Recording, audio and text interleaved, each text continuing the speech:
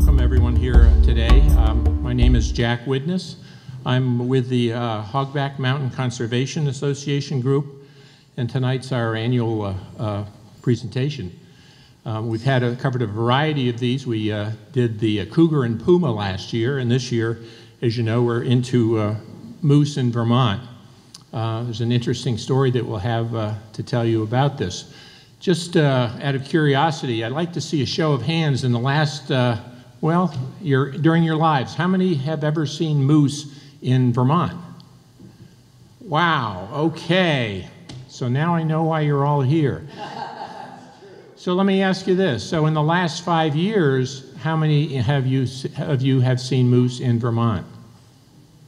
Okay, so they're still around, and maybe a few less hands. I haven't seen them. Excuse me? The last 2 years. Okay, we should do the last 2 years? Last 2 years. Anyone seen any in the last 2 years? We've seen a couple. Okay. Well, I haven't exactly seen a moose myself in the last couple of years, but when I was hiking this spring in Hogback Conservation Area, I saw some fresh moose sign, which led me to believe, yes, these guys are around here. But one of the focuses of the talk tonight is going to be on, what has happened with moose in Vermont, and I think there's a general impression that they've been declining, at least in our area. As another question, I'm just curious as to how many of you have been to Hogback and skied there in the past as kids and whatnot. So there's a group from that standpoint. And just in the last 10 years, Hogback's been set aside as a conservation area. And so we're very proud of that, and this is the group that's bringing you this tonight. So I'm curious as to how many of you have taken advantage of, what is going on today with Hogback in terms of hiking, snowshoeing, there's downhill skiing, and all sorts of programs that we have. I hope that some of our volunteers from Hogback have been able to inform you about the things that we have going on. And for those of you that have contributed to this organization, we appreciate that, and we hope to continue to improve. So I'd like to move on to our main event this evening. Our featured speaker is Scott Darling. Scott is with Vermont Fish and Game, and he's had lots of wildlife experience. He has close to 40 years of experience. His expertise internationally is in studies of bats and what's happened to bats in recent years. That's not going to be his topic, of course, tonight, but he also is very involved with the management of large game animals, and that's what he's going to be speaking to us about tonight. And so Scott's talk is Moose in Vermont, the tiny threats to our biggest mammals. So Scott, we welcome you and look forward to what you have to tell us.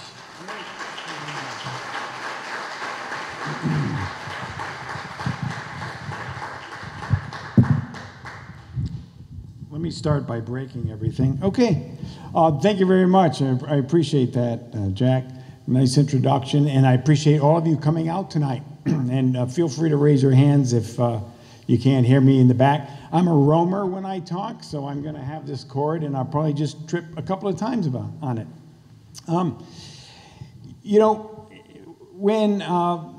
In my career, one of my biggest challenges was back in 2006 and 7 when white nose syndrome hit our bat population here in Vermont. And some of our species declined 90% in just 2 to 3 years' time. And I was fascinated and really worked pretty hard to try to figure that out. And frankly, they're still figuring that out, or trying to. And then as I moved off of bats and began to work with the staff who manage our big game populations, this other very complex and neat scientific challenge came up, and it's the management and conservation of our moose, not just in Vermont, but across the Northeast, if not the northern United States. And it's one that is extremely complex, and I'm going to try to present that issue as best I can to you tonight.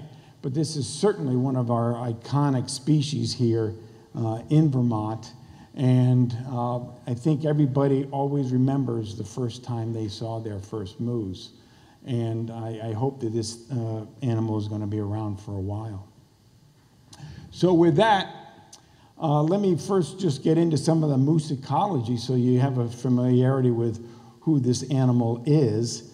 The moose is an animal of the forest, and in fact, it's believed that the word moose has actually come out of Native Americans for animal that eats twigs or animal that strips bark. And that's, in fact, what these animals live off of. They're really built to eat twigs and not grasses and forbs like your white-tailed deer are. And they roam over an area about 10 square miles for home range. So you may see that moose today, and it may be quite a ways away tomorrow, somewhere else. We do have other species like black bears that have much larger home ranges than that. But for the most part, it's probably 10 times the home range of a white-tailed deer. And this is an animal of the boreal forest, the taiga forest, and it's an animal that really is designed to live in some pretty miserable cold temperatures. And if you look at that map over there of North America, you'll notice that Vermont, New Hampshire, Maine are pretty much at the southern edge of that range for moose. And our moose really came over, our North American moose came over from Europe and Asia historically and landed here. And so when we talk about conserving and managing moose, we're talking about one of the suite of species like Canada lynx, that are really at their edge here. So our females would range from 700 to 1,000 pounds. They basically are called cows, and they have several different characteristics that you look at. If you look at their nose, you'll see the bridge of their nose is a lighter brown. Males will have a darker bridge to its nose, all right? They're a darker animal. You see, for the most part, though, that these animals are dark. And that's really an important trait for them, because if they evolved in very cold temperatures, that it's okay to be dark and warm up with a little bit of sun. But as you will learn further on in my presentation, when the sun gets warmer and the temperatures get warmer, having that big, heavy black coat isn't such a good idea. And for those that came earlier, I should have asked people to put that hide of a moose on their back and walk out in the streets for 80 degrees and see how long they lasted. But anyways, the females have a noticeable hump on their shoulder. They have a small bell or dewlap right at their chin. The males have a larger one, and it is believed, it is hypothesized that that is used for the males to kind of chin a female and get his scent on that female. And that's what we believe is the evolution of that dewlap. And the females have this vulva patch, this white vulva patch in the end. And you'll see a video a little bit later why that might be important. It's really so those little calves following their female in the dark forest, following a dark mother, can actually find the darn mother. And that little white vulva patch moving in the forest is a big advantage for that calf survival. Our males, which are the antlered elements of this species, are going to be ranging from 1,000 to 1,200 pounds, maybe up as high as 1,500 pounds live weight. They're 6 feet at the shoulder. I don't know, not many people get to stand directly next to a moose. I don't recommend it. They really are a beautiful animal, but these antlers fall off every year and regrow, okay? So if you had the chance to see that monster set of antlers in the back, as one woman said, imagine trying to regrow that thing every year, never mind what it must take to hold that antler on your head all the summer and into the fall. But as September comes, the velvet on these antlers begins to shed. It's the length of daylight, we call it photoperiod, that begins to affect the hormones in these bull moose, and they begin to shed the velvet and eventually end up with a very nice clean set of antlers just in time for their rut. And for moose, their rut occurs, the breeding season is the last week in September and first week in October for the most part in Vermont. It's much earlier than for white-tailed deer, which is about almost mid-November. And the rut is quite an interesting adventure for the females in particular, because these males will follow the females around for as much as a week before breeding occurs. And so I don't know if it's officially stalking. You know, we have an ex-policeman in the crowd here that might, but that you've got to be a little bit cautious about turning around behind you for a week and seeing all that rack and wondering what's going on. And furthermore, these males, the bulls, want to take advantage of trying to find a female, and they create what they call these rutting pits. And so right along a trail where the moose tend to walk, the bull will stop, use its four legs to scratch just like a deer would, except these are often as big as a bathtub in their size. And the bull will urinate in it and roll in it. And then the bull takes off, and a female comes, will urinate in it and roll in it. And that way, when the bull comes back, he is able to tell that a female has visited this site. Now, aren't you glad that us humans just go on dinner dates? But it is the way that they communicate in this really short time that they've got breeding to occur. One of the things that does happen during the rut, which we have experienced in Vermont, and it tends to experience when moose populations are lower, is that instead of worrying about finding a cow moose, at some point just a cow will work. And if you've been around long enough, I live in Shrewsbury, Vermont, and so in the mid-1980s, the moose on the right is Bullwinkle, and the cow is named Jessica. And Bullwinkle stuck with Jessica for literally months on that property in Shrewsbury. And again, as we look back in this presentation, you'll see that that's just as moose populations really had not grown all that much there. So with moose populations declining, maybe, just maybe, this will occur more than it has in the last 10 years. And so during that rut, bulls do fight. If you have a large bull and a small bull, usually the small bull will get intimidated pretty quickly. But where you do have two larger bulls in the same territory, they will bang heads. You'll have injuries, blinding. And it is a time with higher testosterone levels, and you simply don't want to take on a rutting bull, no matter what. Come December, those sheds fall off, and those antlers can weigh as much as 50 pounds. And I always try to imagine the relief that a bull must have when that thing falls off and think, oh my goodness, what a luxury to not have to carry that around. And it has been a popular recreational activity amongst Vermonters to go and look for sheds. They call it shedding. And what people would try to do is find out where the moose are wintering, where they're concentrated in the winter, and go look for those sheds as soon as the snow is gone. They are an animal of the forest. They browse on twigs like I talked about, and they sure can browse. And here's a scenario where, if you can see it, there's a young man standing there with the browse line above his head for the concentrations of moose that just keep feeding and feeding there. And we are talking a lot of food.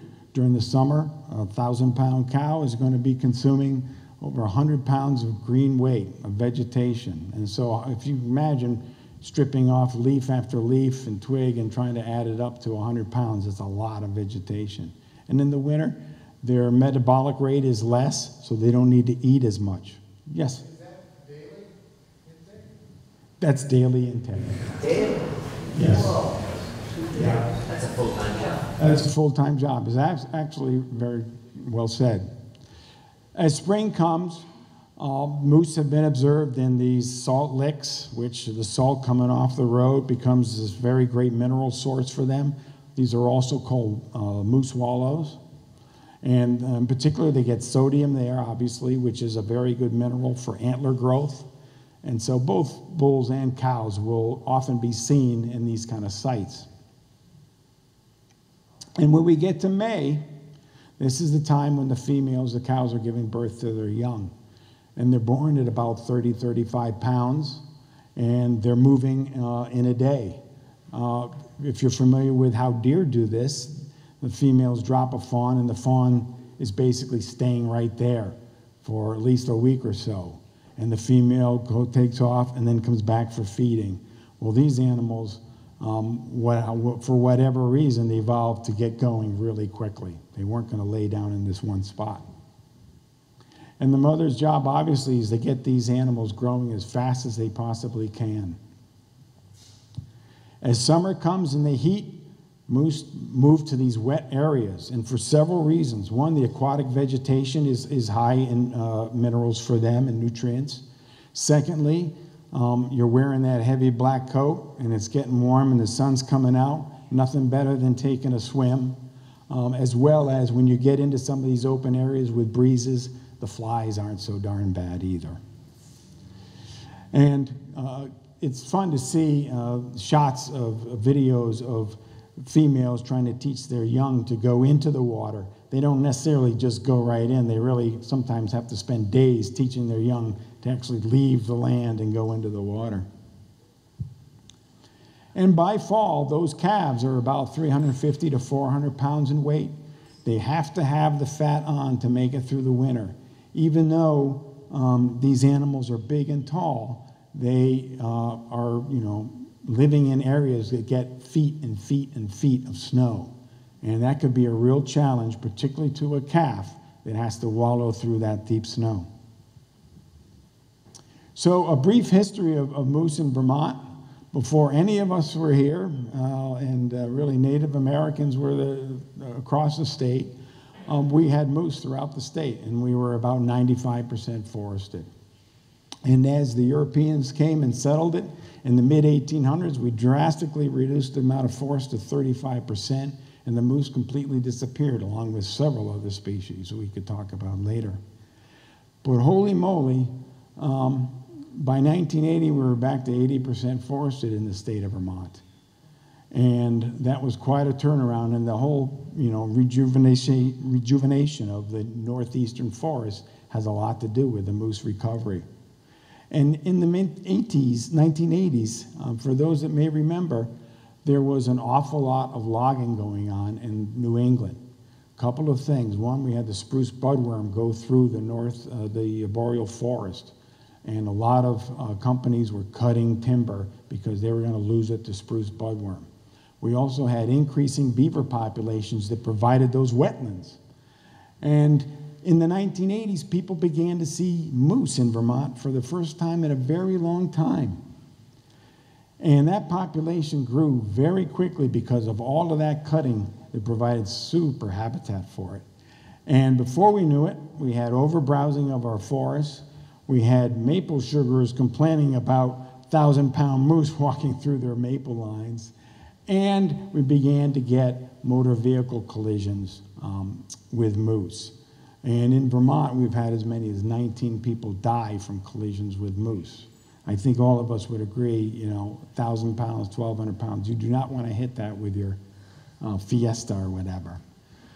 And you can see how these mortalities, primarily from motor vehicle collisions, kind of track the population growth of moose in Vermont.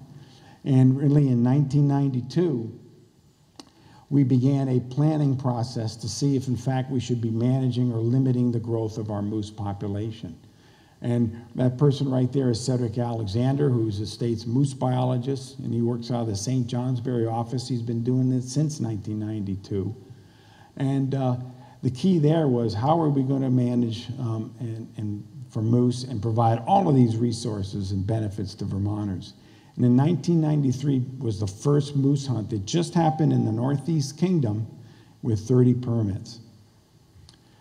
But when you look at the data we have from our moose harvests, we always get the age of the animal, and we can actually rebuild a minimum population just of those animals that died. And you can see from this graph the kind of growth we were experiencing in Vermont's moose population. And in fact, when it was peaking in 2004, We had as many as maybe 5 or 6 moose per square mile in the Northeast Kingdom. And that's where we're really beginning to get concerned about having too many moose for affecting people, as well as maybe even affecting the moose themselves. And what was very interesting at that time, and this is really pertinent to us down here in Wilmington, is that what we had in the Northeast Kingdom, I'll call the moose factory.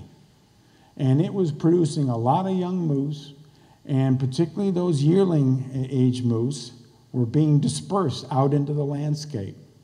And so they were traveling all the way down the Green Mountain Spine and coming into places like Wilmington.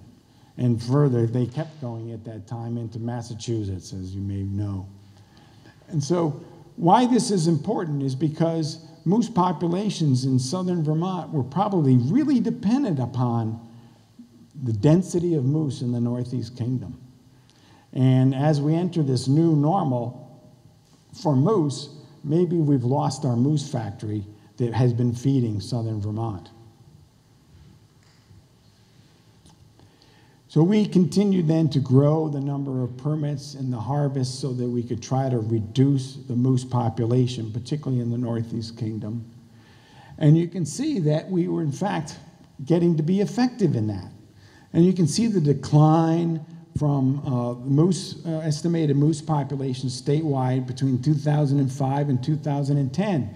And we thought, well, you know what, we're doing the right thing. We're exactly where we want to be. And so we're going to relax now because our target was about 3,000 moose in the state of Vermont. But the moose population estimate continued to decline. And we were relaxing permits even furthermore. And it still began to settle a little bit, but it was not going back up. At the same time, states of Maine and New Hampshire were studying what was happening to their moose population, and they were beginning to look at some other issues that were of grave concern. We also noticed that if you took the weight of our cows, you could see that the weight was declining over time. And in fact, it passed below this threshold of 550 pounds, which is when we know our female moose would have twins. And so a lot of the moose were probably just having one calf per year. And we also looked at the weight of our yearlings, and some of them were getting so small in weight they weren't even producing at all in the following year. And the picture began to develop, and there were several threats, but 2 of them are most significant facing our moose right now. The first were the habitat changes that occurred. Remember, I talked about the extensive cutting in the 1980s that produced all this young forest for moose to feed on.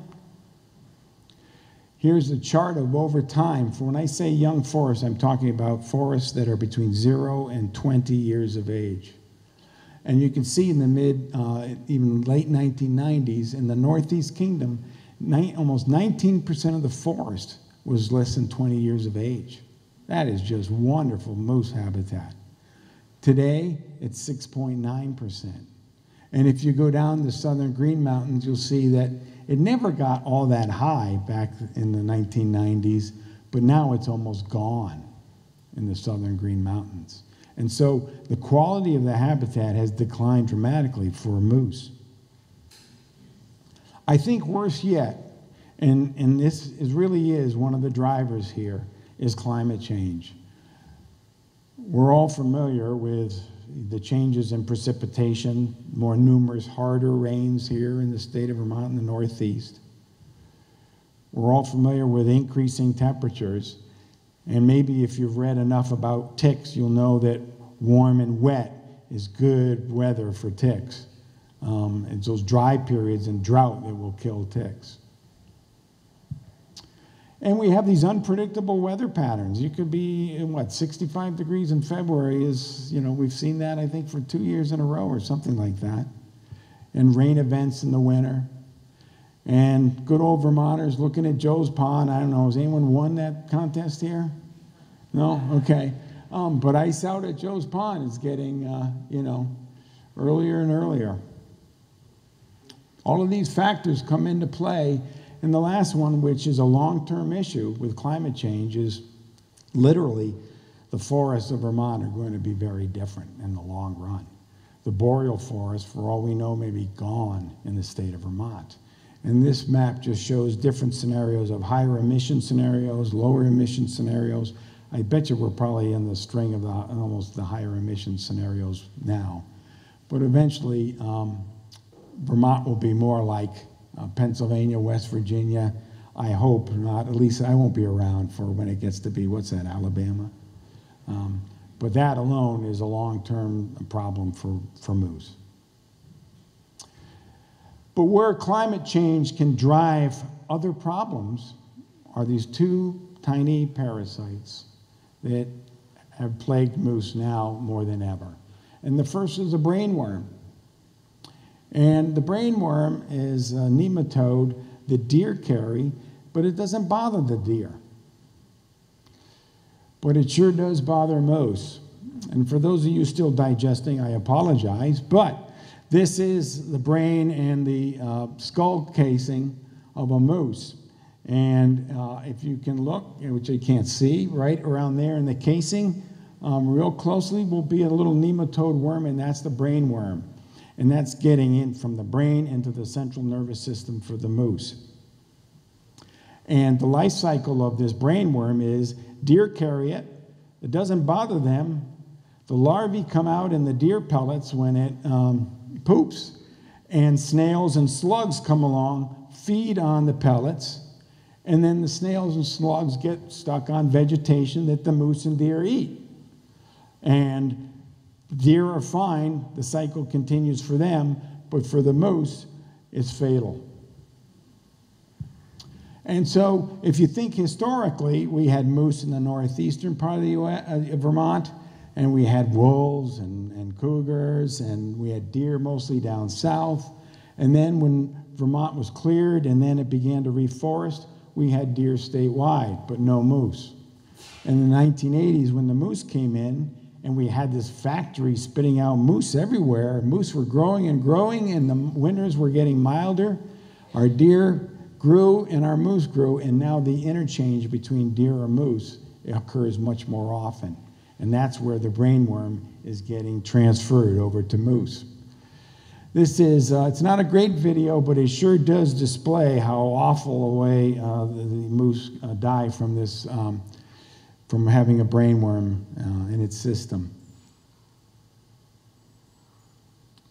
Pretty soon you'll see a characteristic head tilt. It's often called circling disease as well. There you see its head tilt. It's having a little trouble going straight.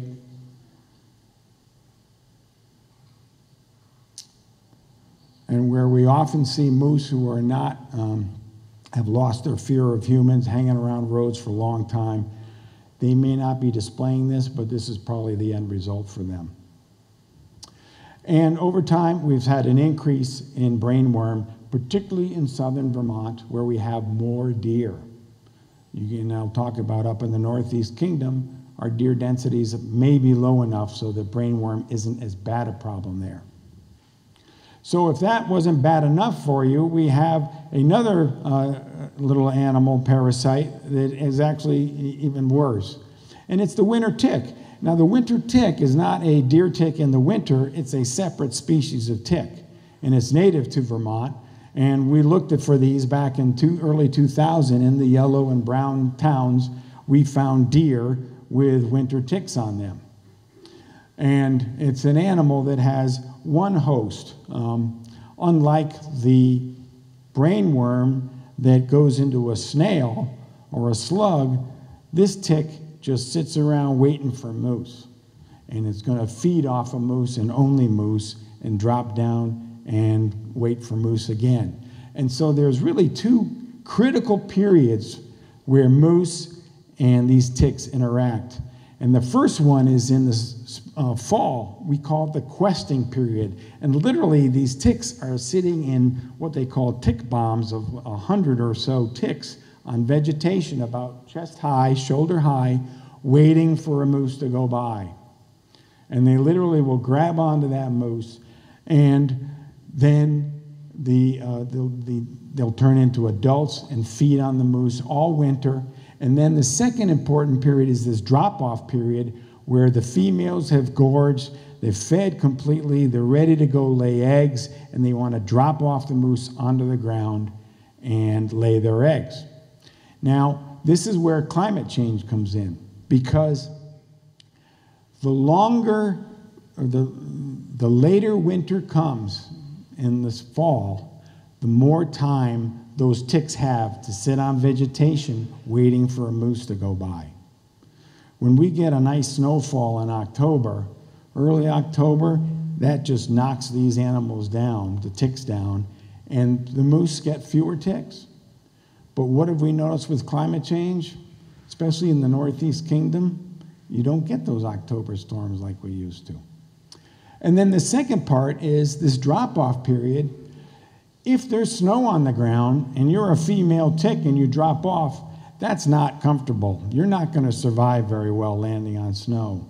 But if the end of March and April you drop off on bare ground, that is a perfect environment to lay lots of eggs. And so how our climate change affects the fall and the spring has a lot to do with how well these winter ticks are doing. Oh, I don't know why I did that. And so what happens is, what's interesting is deer have evolved with ticks, and they are agile enough to groom ticks off of themselves. But moose, remember, they came from Europe and Asia. They didn't necessarily evolve with these ticks here, and they aren't so successful at grooming. And so what they try to do to get these ticks off of them is rub their hide against trees. And we often use a hair loss on these animals as an indicator of whether the ticks are bad or not on a particular animal. And the unfortunate thing is the age group that is most affected by this are the calves. Why? Because they simply don't have the body size to sustain themselves with all of these ticks. And when I say all of these ticks, I'm talking about 20 to 80,000 ticks on a calf. All right? And at some point, literally, they're consuming more blood volume than the calf has. And what you ultimately end up with is a significant mortality of calves that occurs in March and April. Now, here's a great photo of a big bull, and you can see the ticks on it, but this bull is large enough that it can make it through having those ticks on them. But female cows who have to raise their young and calves that are so small, they're the ones that are particularly vulnerable. So Vermont joined New Hampshire and Maine just a few years ago in trying to determine what kind of effect the winter ticks were having on our moose population. And the first thing you have to do in this study is capture moose. And while we may be adventurous and pretty skilled in the Vermont Fish and Wildlife Department, we decided to go with someone across the country who was a little crazier and better than we were. And so what this video will show is the helicopter pushing the moose into the field. Here's a net gun, goes over the moose trips, and the fellow they call the mugger jumps out on the moose. And then quickly, you want to hobble the legs together because legs really hurt from a moose. And in this case, it's a calf, and they're putting in a tarp, and they quickly will bring the helicopter over. I can't imagine what the moose is thinking now, can you? And in order to get a live weight on that calf. And so up for a quick little ride goes the calf. Then they put it down, and they take a blood sample so we can look at its nutrition. We put a collar on it, and we count the number of ticks on it and take it off, and boom. And this group, they're out of Nevada, can capture and collar about 15 moose a day, which is amazing. These guys are frankly nuts, to be honest with you. But what's really great is, for the most part, they almost never have to use chemicals to immobilize the moose. And when you're ever using chemicals to immobilize any wild animal, there's a risk. There's a risk to the humans, there's a risk to the moose. And so they've been doing this for 2 years for us, and then our last year they'll do as well. And with these collars, you can, thank goodness, download the data from a satellite, figure out where they are, and if that moose collar doesn't move for 6 hours, our biologists get an email, and it says, mortality state detected. And they immediately go out there then to find out if that animal's dead and then determine what killed it. And in the case of calves, we've got some great field crew. They're both now at University of Vermont getting their master's degree on this work. They get out, they weigh it. Our calves from ticks are losing at least 20% of their body weight on the average.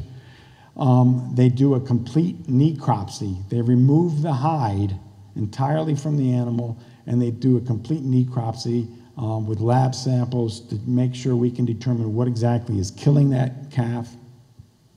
And then, this is a party I tend not to want to attend. They actually take the hide, half the hide, they cut it up, and they separate it to each other, and they count the number of ticks that are on there. And in this particular moose, half of the hide had almost 30,000 ticks on it. So this is a calf that had almost 60,000 ticks on it.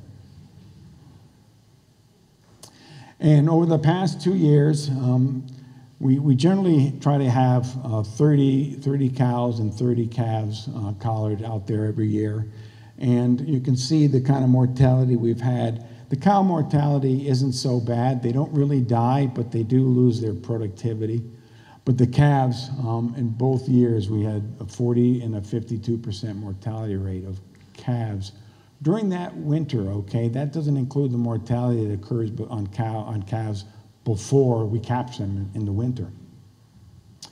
And what about the productivity of the survivors? We do follow it. We go into, we know which ones are pregnant, which cows are pregnant. Field staff go into the field, creep up really slowly on a cow and to see if she has a calf. And we do this regularly to see if those calves are surviving. And you've got to be pretty good at it. But you can see that little female there, and there's that little calf following it. And we'll continue to follow these animals to make sure that they make it through at least the fall.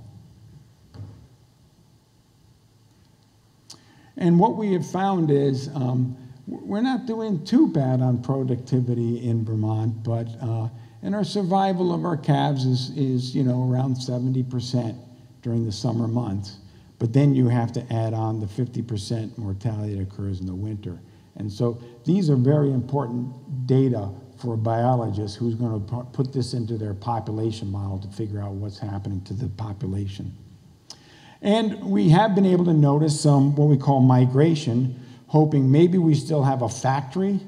And so we're able to see if any of our calves, and when they become yearlings, would take off for southern Vermont. Maybe try to get to Dot's place in Wilmington or something like that.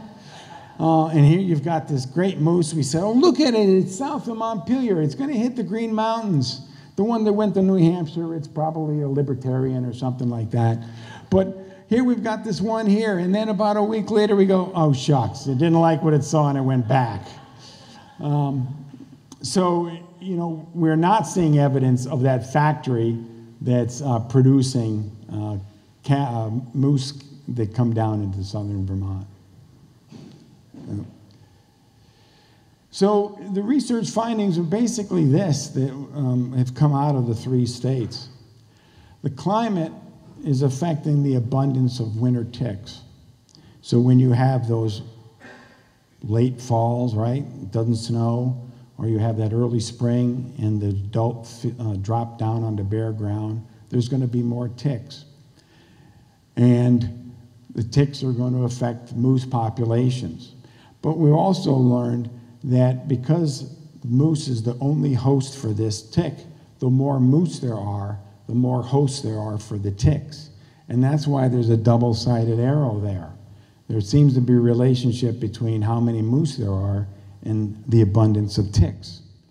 And so the research to date, anyways, believes that if we have lower moose densities of 0.75 moose per square mile, you get low tick levels and lower moose mortality. And if you have more moose, you get higher tick levels and higher mortality.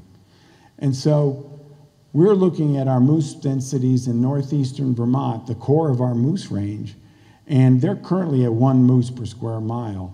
And frankly, we think that's the place where we want to keep them there and see how they respond to ticks and how ticks respond to that. And so what we have done to manage moose in the new normal, and maybe this isn't really the new normal, it'll get worse, but is we did reduce our hunting permits several years ago in order to keep that population stable. We also went to only harvesting bulls so that the females would be completely untouched for reproduction. And our original population goal for the northeastern part of the state was 1.75 moose per square mile. We now have proposed that that be lowered to 1 moose per square mile, which is about where we are. And our key will be to try to keep it there for a while. And so the rest of Vermont, we just hope to have a sustainable moose population. And there are no harvest permits proposed at all for the rest of the state. We think maybe the factory's been shut off and we ought to just let it be for a while and see how it does. The other factor that we're really working on is to try to address brainworm. And where you have higher deer densities, particularly deer populations over 10 per square mile, you have more brainworm encounters with moose. And so this may be where we have to, in our next deer management plan, talk to the people in moose range in the Northeast Kingdom and say, we are going to purposely keep deer populations down for the benefit of moose to try to conserve moose up here. For the rest of Vermont, our deer densities are pretty high, maybe with the exception of down here in what we call Wildlife Management Unit P, which is where we are. But for the most part, there's too many deer in the rest of Vermont to keep brainworm away. And so for us here at the Vermont Fish and Wildlife Department, it's a fascinating dilemma. There are people who really feel that the best measure for us is to not hunt moose, let the population respond and see how it does. And we have been really advocates for limiting the moose population growth to test it if, in fact, keeping a moose population low keeps the tick impacts lower. For me, to some degree, it's almost an ethical issue about, I'd almost rather be killed by a bullet than I would by 60,000 ticks on my body. And can we, in fact, do that? And so that's really one of the things that would be interesting to converse with as a group tonight. But with that, I want to thank you very much. I appreciate it. And I open up for questions, comments, or that great discussion about the ethics of killing moose. Thanks.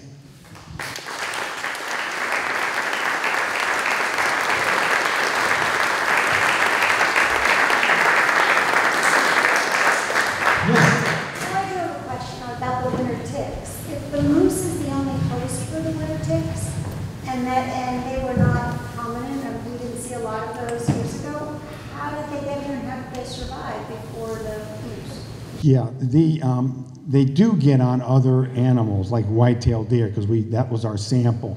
But white-tailed deer are pretty effective at grooming them off, but they still do get on some other animals. But we speculate those densities were much lower than, those densities of ticks were much lower than they are after the moose explosion. Yeah. Great. Yes? Well, that makes me think that maybe if we had a bird that liked insects that would be like in Africa, the tick birds, you can pick them off. So even if the moose themselves aren't able to groom themselves, is there anything in the Vermont avian culture that could do that? Is there any other animal or whatever that would feed on the ticks? Yeah, well, I've been told that periodically birds will pick those off on moose, and then there's also this whole issue coming up about the role of opossums eating ticks.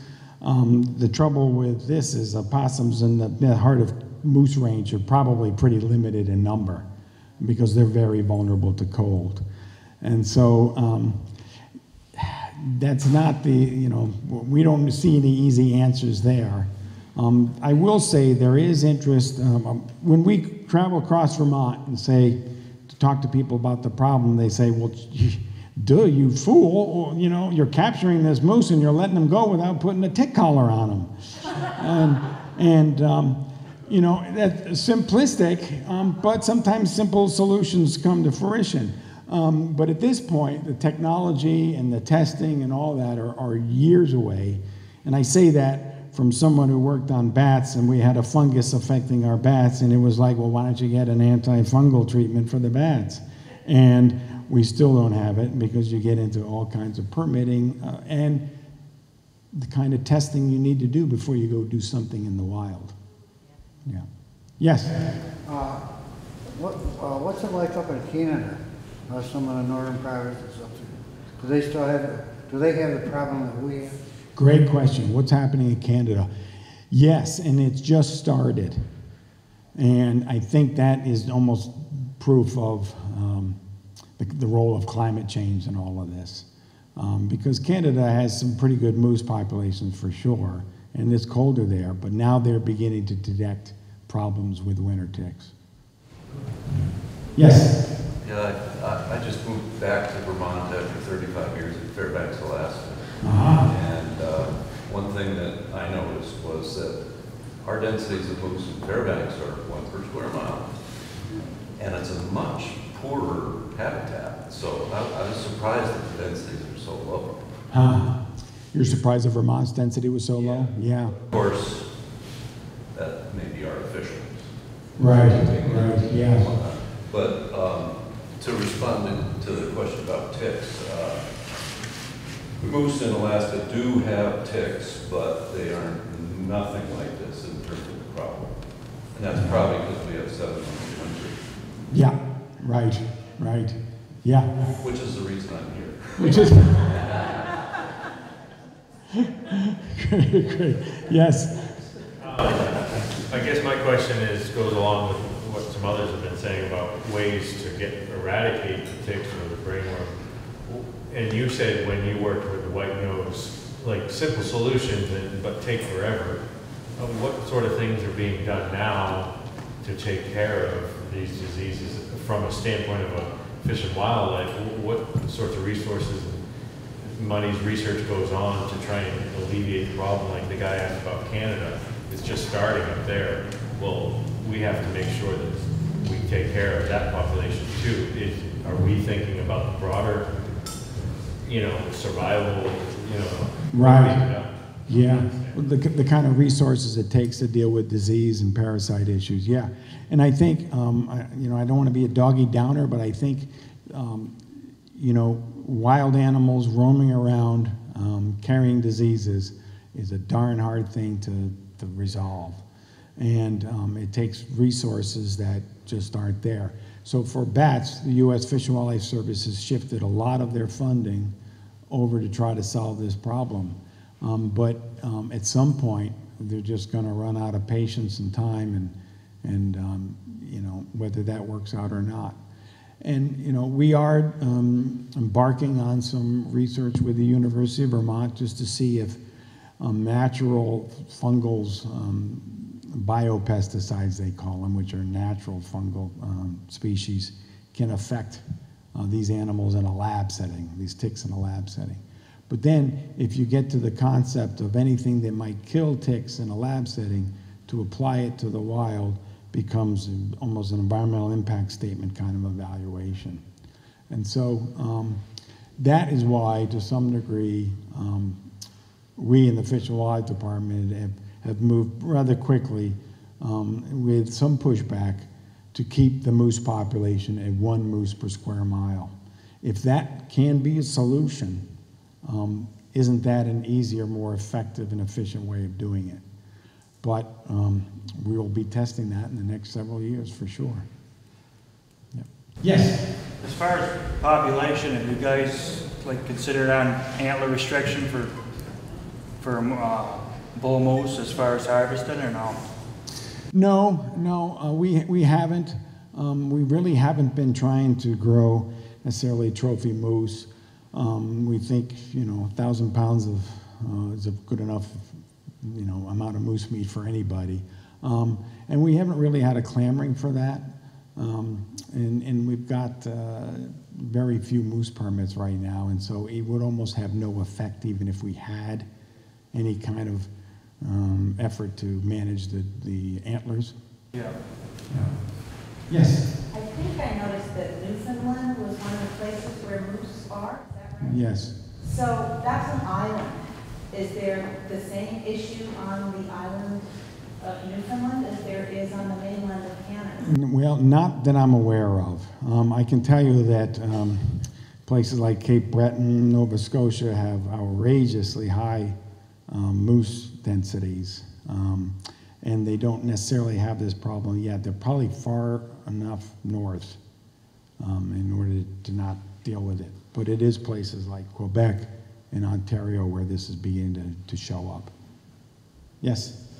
Having spent some summers in Newfoundland, I know that people that live there don't drive at night. The moose population is extensive. Yeah. Yeah, a lot of moose in that area. Not driving at night is a good idea on both Nova Scotia and Newfoundland. Yes? About your funding for this and your funding in general, what's happening today? Oh, great question. The funding for this moose study and the Vermont Fish and Wildlife Department, most of our funding comes from license sales. We do get $5 million a year from general fund. And a lot of that is used for all of our programs, really, but primarily the non-hunted programs. But what is happening is, of course, you're getting a decline in the number of hunters over time. And that has implications even as a factor in controlling deer populations, which I just discussed have impacts on moose. So funding is an issue for state fish and wildlife agencies across the country, to be honest with you. The model that funded so much of our work. And frankly, here's a fascinating little issue is a lot of our money is federal money that comes from an excise tax on firearms. And so, to be honest with you, when some said Democratic presidents are there, a lot of people buy guns. And we've had good federal dollars, but those, maybe you've heard, there are gun manufacturers going out of business now, even like Remington. And so that has an effect on us as well. And wherever you sit on the gun rights issue, that has implications for managing moose and white-tailed deer and even bats. We use those funds for our bird and bat work. So when we're doing our taxes, there's that little box about fish and wildlife. Yes. Can you tell me about that? Yes, that is the non-game fund, and that goes strictly to non-game species and endangered species. Yep, very worthy. Wink, wink. Yeah, great, thanks. Thank you for asking that question. If you want to ask it again, do you have the same question?